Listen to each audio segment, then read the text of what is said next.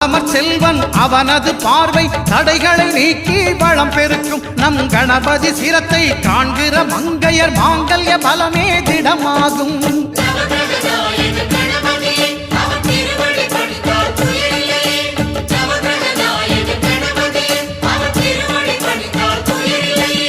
ஒன்பது கோளும் ஒன்றாய் காண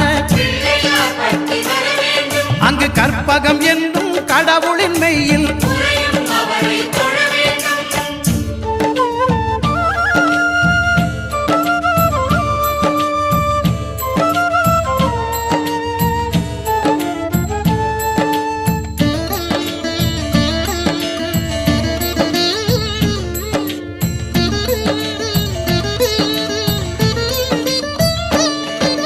சுக்கிரன் பார்வை படுதல் வேண்டின்